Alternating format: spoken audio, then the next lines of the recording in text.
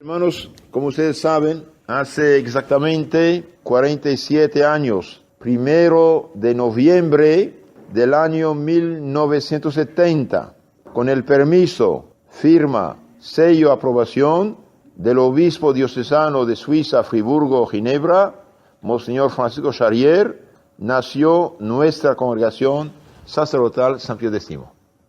Monseñor Lefebvre, que fue durante 30 años misionero, sacerdote, profesor de seminario, director, obispo, arzobispo, delegado apostólico del Papa para 18 países africanos, dijo: yo veía que había una decadencia en el sacerdocio. Y cuando hay decadencia en el sacerdocio, hay decadencia fatal en la familia, en la sociedad. Es normal. Entonces él pensó, dice, tuvo como una idea que Dios le ha dado, de juntar los sacerdotes, no dejarlos aislados, porque en la Biblia dice, ay del solo.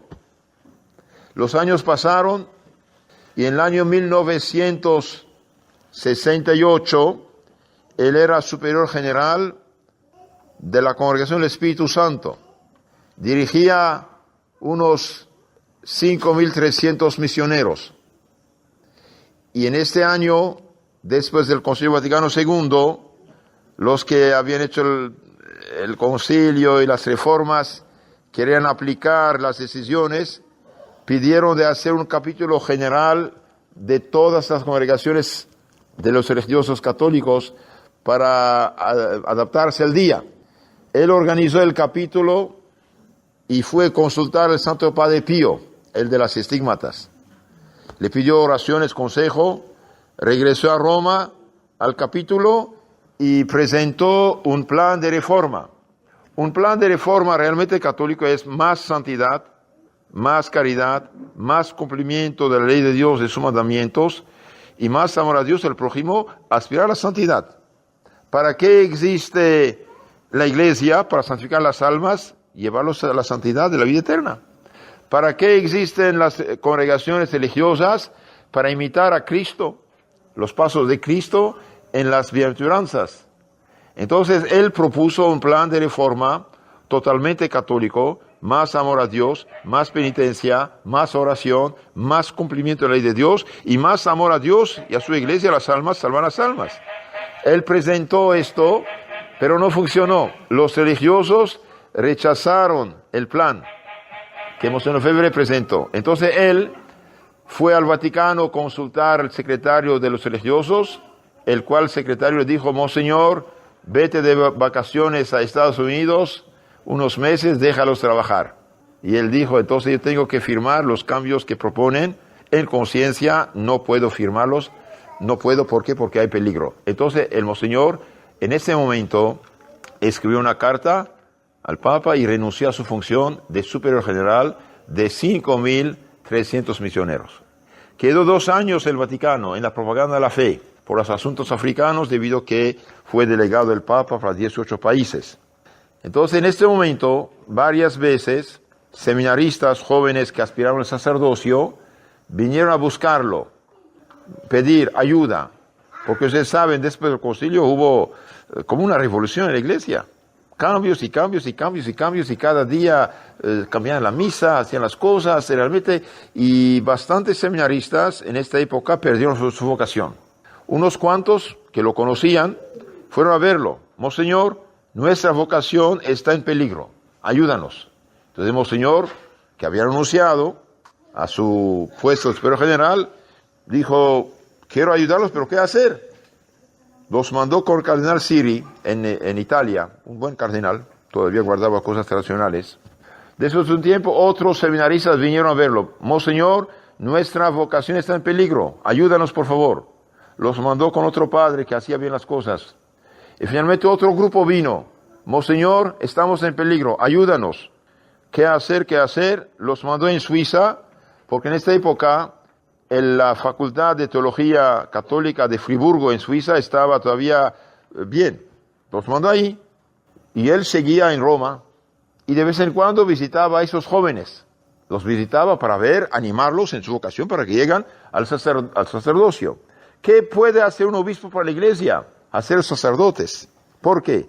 Porque si no hay sacerdote, se acaba la obra de Cristo, de cierto modo. La iglesia es sacerdotal y sacramental. Si no hay sacerdote, no hay perdón de los pecados, no hay prédica de la palabra de Dios, no hay sobre todo el ofrecimiento del santo sacrificio de la misa, del altar. Entonces de vez en cuando Monseñor iba a Suiza a visitar a esos jóvenes para ver cómo andaban. Y un día el padre Cotar, yo lo conocí este padrecito, dijo: Monseñor, por favor, ayúdanos. Pero estoy ayudando. No dijo algo más. ¿Qué quieren de mí? Que usted se ocupe de nosotros personalmente. Aquí también están cambiando las cosas, y en mal. Y Monseñor Lefebvre dijo: pero oye, yo tengo 65 años, mañana muero y se acaba, ¿qué hago? Por favor, haga algo. Y Monseñor, que conocía el drama revolucionario en la iglesia, dijo: miren, yo ya como obispo, arzobispo, delegado del Papa, yo renuncié a todo esto. Soy obispo, pero ya no tengo diócesis, no tengo poder. ¿Qué hago?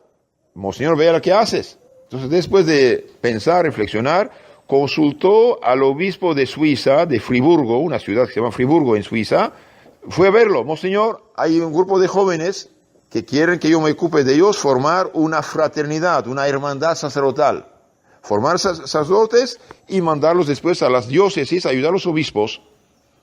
Monseñor Scherer dijo: Monseñor, te doy todo permiso y poder. Aquí también está la revolución, necesitamos sacerdotes, buenos sacerdotes. Prepárame los estatutos, redacte los estatutos y yo apoyo. Monseñor Lefebvre, que fue obispo, arzobispo, delegado del Papa, superior general de grande congregación, entonces redactó los estatutos, una hermandad, una fraternidad sacerdotal para formar sacerdotes y apoyar a los obispos. Entonces redactó los estatutos y los mandó al obispo de Suiza. Y un día como este, 1 de noviembre 1970, el obispo de Suiza dice: venga, Monseñor, todo está listo. Y Monseñor va y le da los estatutos aprobados. Después de haber analizado, rezado, damos nuestra aprobación a esta congregación que acaba de nacer para formar buenos y santos sacerdotes. Entonces, queridos hermanos, nuestra congregación San Pío X, igual que los jesuitas, franciscanos, salesianos, carmelitas, nació con el sello, firma, aprobación y bendición de la Santa Iglesia Católica mediante el obispo diocesano de Suiza. Los estatutos fueron presentados a la Santa Sede y allí también, en nombre del Papa, el cardenal Wright los aceptó y mandó una carta de alabanzas y felicidades diciendo: esta congregación dará muchos y buenos frutos y santos sacerdotes. Ahí está el origen de nuestra congregación, u fraternidad, u hermandad sacerdotal, San Pío X.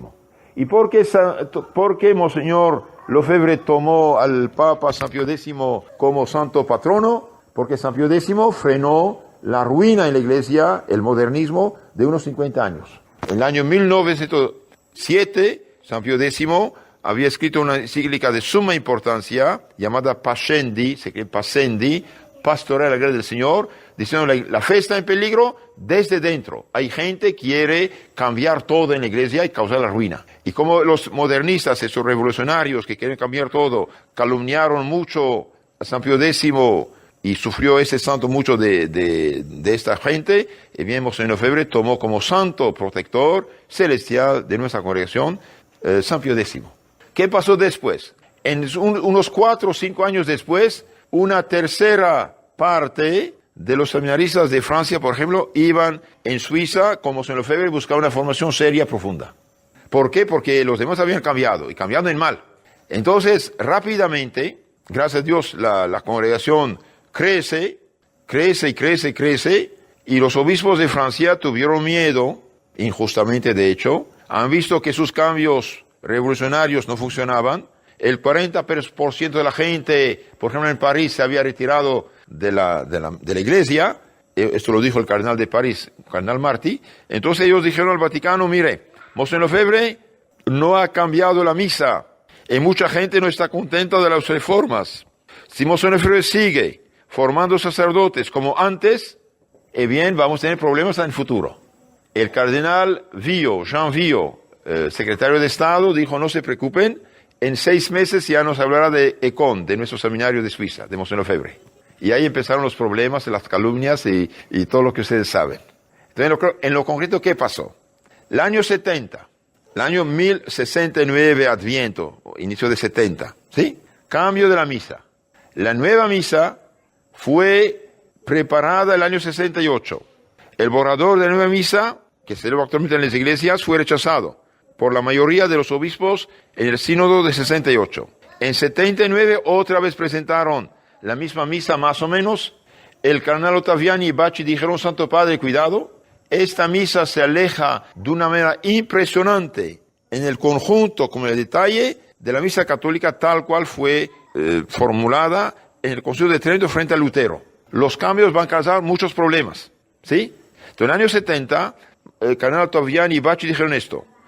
Cambiaron unas pocas cosas y impusieron la misa nueva de una manera obligatoria rápidamente. Entonces, en el año 70 llega la nueva misa, derrumbe del sacerdocio católico. Cada año había 1,000, 2,000, hasta 3,000 sacerdotes que apostataban del sacerdocio, abandonaban el sacerdocio, colgaban la sotana, como dicen, iban a casarse, a hacerse laicos. Y este mismo año de la introducción de la nueva misa y derrumbe del sacerdocio católico, nace la fraternidad sacerdotal San Pío X para formar sacerdotes católicos. Entonces es algo providencial, es algo excepcional, es algo de suma importancia. Y en el año 70, Monseñor Lefebvre dijo, apenas fundó la congregación, dijo: hijitos, vamos a tener problemas. Nosotros no vamos a seguir la misa nueva. ¿Por qué? Porque la misa nueva se hizo con la colaboración de 6 pastores protestantes. El padre Bunini dijo, el año 62, casi 8 años antes, vamos a suprimir del misal católico todo lo que no agrada a los hermanos separados. Y nada les agrada, no son católicos, no creen la misa. Para ellos la misa es una simple conmemoración de la Santa Cena, nada más. Entonces, Monseñor Lefebvre, teólogo, obispo, consejero del Papa, misionero, no podía, sabiendo el porqué de los cambios, no podía aceptar el cambio. Y él dijo, bien, introducen la nueva misa y se permite cualquier tipo de misa, hasta neocatecumenal de todos los que sabemos, y nosotros seguimos la antigua. Pero vamos a tener problemas. ¿Por qué? Porque si la misa antigua queda, es un obstáculo a la misa nueva de cambiar todo lo que vino después, ¿no? Entonces, 4 años después, los obispos de Francia, mirando que una tercera parte de los seminaristas de Francia iban como Monseñor Lefebvre, lo denunciaron injustamente, claro, al Vaticano, y en el Vaticano tenían un obispo francés, Cardinal Bio, que dijo: no se preocupen, en 6 meses ya no se hablará de esto. Entonces esto significa premeditación. Tiene un plan de hacer problemas. Ahora, ¿qué pasó? La congregación San Pío X se fundó con la firma, sello, aprobación y bendición del obispo de Suiza. ¿Sí? Funciona, da fruto, y ellos quieren problemas. ¿Por qué quieren problemas? Porque no ha cambiado la misa. Otra cosa no hay. La causa principal de lo que pasó y de hasta hoy de las calumnias, etcétera, contra nosotros, viene del hecho de no haber cambiado la misa. Entonces, en el año 74, después 75, el cardenal Bio manda 2 padres, 2 monseñores, para ver cómo anda la nueva congregación. ¿Por qué? Porque cuando una congregación es nueva, entonces se analiza si vale la pena o no continuar. Mandó 2 monseñores belgas para ver cómo anda la congregación. Todo bien, digo gracias, pero un problemita. ¿Cuál problemita? No han cambiado la misa. Entonces ellos se habían fijado en esto, y es verdad. Monseñor Lefebvre dijo: mire, hoy se acepta cualquier tipo de misa, nosotros andamos la antigua. Es verdad que el año 70, Pablo VI dijo misa moderna, ok, pero no dijo misa antigua prohibida. Continuamos. Y durante prácticamente 37 años, todos los sacerdotes, obispos, fieles que buscaban la misa tradicional, fueron tachados de rebeldes, de esto, aquello, por no seguir la nueva. Y el año 2007, 7 del 7 de 2007, el Papa Benedicto XVI dijo: la misa la antigua, tradicional, latín, nunca fue prohibida, siempre fue autorizada, y todo sacerdote puede celebrarla libremente. Entonces, durante 37 años nos han tachado, acusado, difamado injustamente. Entonces, ¿qué pasó el año 76, 75, 76 con Monseñor Lefebvre? Regreso un poco atrás. Mandan estos 2 monseñores. Todo bien, hacen un excelente informe, todo bien, Pero un problema. ¿Cuál? No han cambiado la misa. Entonces el problema era el cambio de la misa. Monseñor Lefebvre dijo, es verdad, pero no está prohibida tampoco, seguimos. Entonces el último día de la presencia ahí de los monseñores, de esos padres, lanzaron un cáscaro de banano para poder atacar, acusar y calumniar a Monseñor Lefebvre. ¿Qué fue el cáscaro de banano? Fíjese, dijeron cosas que iban a provocar a Monseñor Lefebvre, que iban a enojar a Monseñor Lefebvre. Cuando, por ejemplo, dijeron que Cristo no resucitó físicamente. Esto era la imaginación de los apóstoles. Eso es una herejía.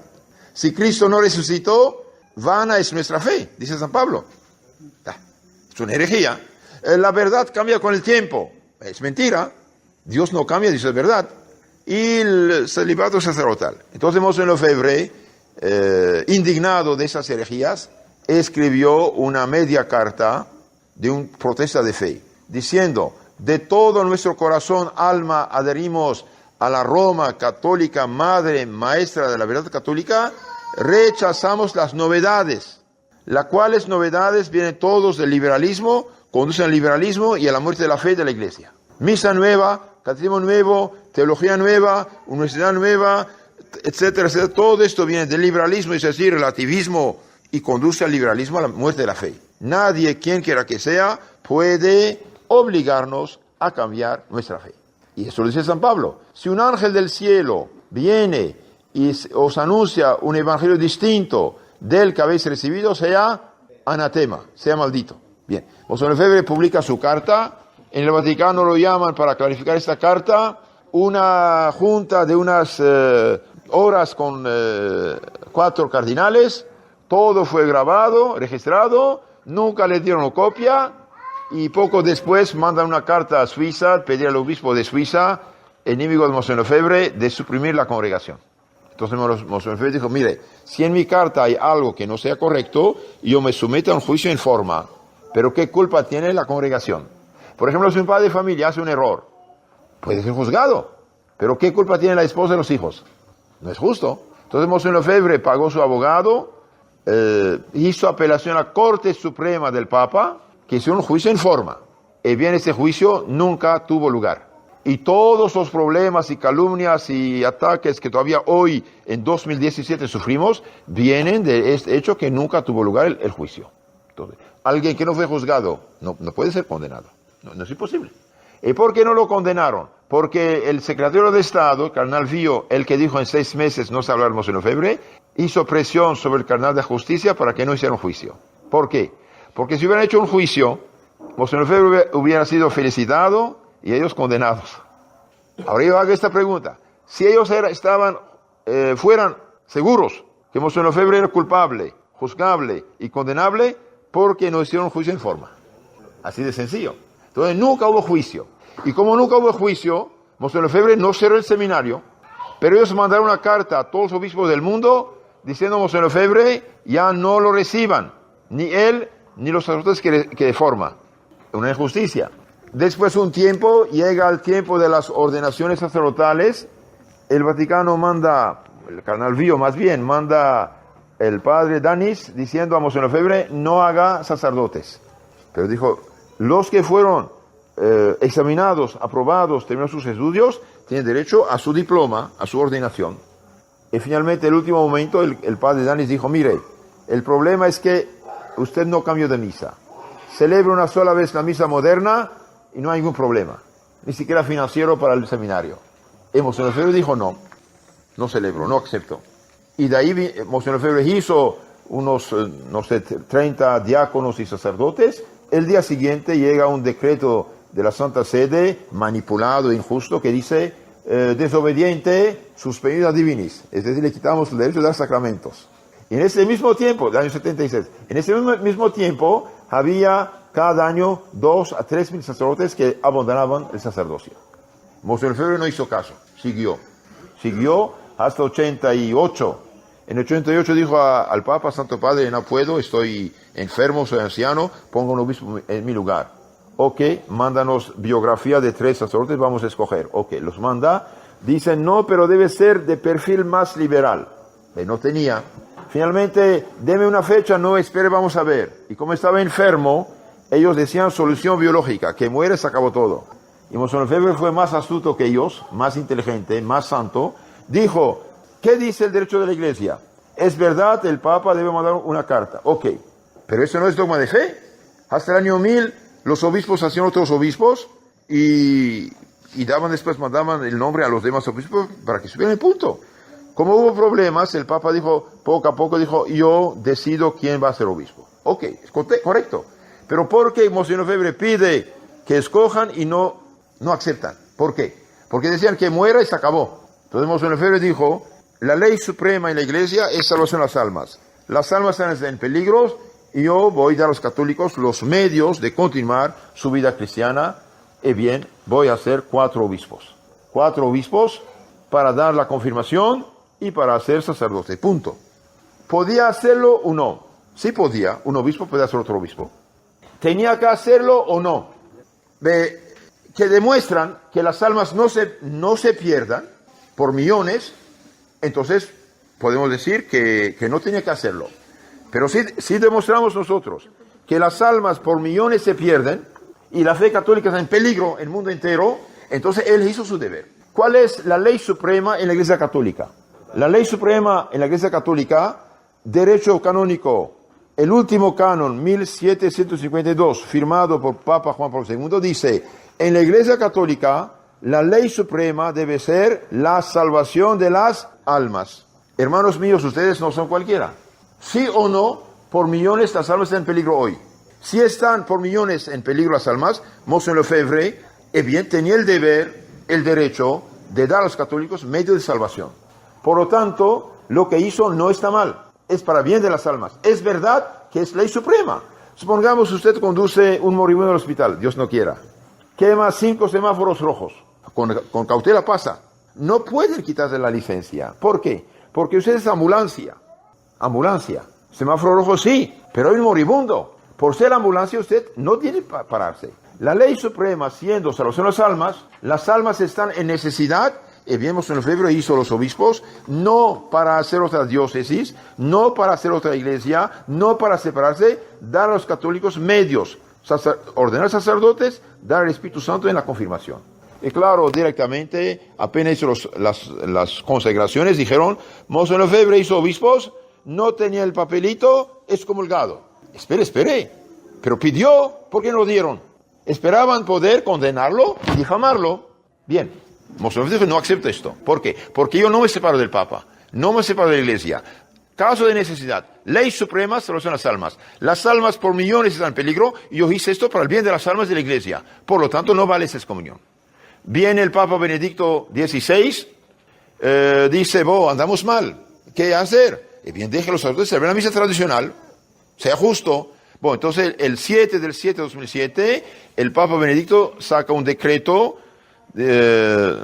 Dice, la misa tradicional nunca fue abrogada, suprimida, siempre autorizada y todo sacerdote puede celebrar libremente. Gracias a Dios, ya es algo. Después dice, mire, escríbanme una carta y yo voy a anular las excomuniones. ¿Sabían esto? El 21 de abril 2009, el Papa Benedicto, mediante el cardenal de los obispos, anuló con todos sus efectos jurídicos la supuesta excomunión injusta que afectaba a nuestros 4 obispos. Entonces, por el momento no hay absolutamente ninguna condenación contra nuestra congregación San Pío X. Y lo que hubo era injusto de todo modo. Que demuestran que no hay crisis, que demuestran que las almas no se pierden, yo acepto. Pero si las almas por millones se pierden, bien lo que hacemos, queridos hermanos, no solamente es justo, es católico y es saludable. ¿Alguien tiene dudas, preguntas? ¿Todo queda claro? Bendito sea Dios. Entonces, hoy, por desgracia, hay sacerdotes, hay obispos, hay fieles laicos que nunca pasaron ni una hora estudiando a fondo el tema, van a decir cualquier cosa. Eso no vale, ahí están fuera de la iglesia. Espere, es algo serio esto. Nadie tiene el derecho de calumniar al prójimo. Somos católicos, apostólicos, romanos y papistas y marianos. No estamos de acuerdo con los cambios. ¿Por qué? Porque los cambios, después de 50 años más o menos de los cambios, ¿cómo anda la Iglesia Católica? ¿Cómo anda? No hay ni una sola parroquia que no sea plagada de sectas, de herejías, de cualquier cosa. Bien, esto no es católico. Nosotros somos los defensores de la fe católica, incluso del mismo Papa. Por lo tanto, el que no sabe, no estudia este tema, no va al fondo del problema y habla, es un necio, es un injusto, es un calumniador, peca y hace pecar a la gente, aunque sea obispo y cardinal y sacerdote. Si nunca gastó ni siquiera $10 para comprarse un libro serio que explique esas cosas, históricos, si nunca pasó 2 horas a estudiar el tema, ¿cómo puede hablar así? ¿Por qué? ¿Por qué? Salvación de las almas, ley suprema. Sí o no, las almas están en peligro. Sí están. Por lo tanto, lo que hizo Monseñor Lefebvre no es malo, era necesario. La misa católica, bien, fue salvada por este santo obispo. Queridos hermanos, en siglo IV, cuando el arrianismo, esta herejía que negaba la divinidad de Jesucristo, inventado por un mal sacerdote, Ario, bien, negaba la divinidad de Jesucristo. Para ser breve, esta herejía triunfó un momento dado en la Iglesia Católica, mediante los políticos de su tiempo, y los obispos herejes o débiles siguieron la corriente, y los obispos realmente católicos, que defendieron la fe verdadera, fueron tachados, calumniados, desterrados, hasta excomulgados supuestamente. Y bien, hoy estos obispos desterrados, condenados, excomulgados, son santos. Entre ellos tenemos San Atanasio, que durante 15 años fue condenado, 5 veces fue condenado, y 17 años desterrado. Y finalmente el Papa Liberio, que lo había defendido al inicio, también tuvo que excomulgarlo supuestamente para tener la paz con los herejes de su tiempo. ¿Y qué valió esta excomunión? Nada. Un error histórico es posible. Entonces los que hablan de la fraternidad, que sean sacerdotes, que sean laicos, que sean obispos, no saben de qué hablan. Ellos piensan que todo está bien, no está bien. No estamos de acuerdo que millones de católicos dejen la fe católica hacerse cualquier secta herética, falsa, anticristiana. No es posible. Y nosotros decimos y afirmamos que la mayor parte de la crisis actual en el mundo, en la familia, en la iglesia, lo debemos a los cambios. Cambio del catecismo, cambio de la misa, cambio de la teología, cambio de la formación de los sacerdotes, cambio de la predicación y cambio de la fe.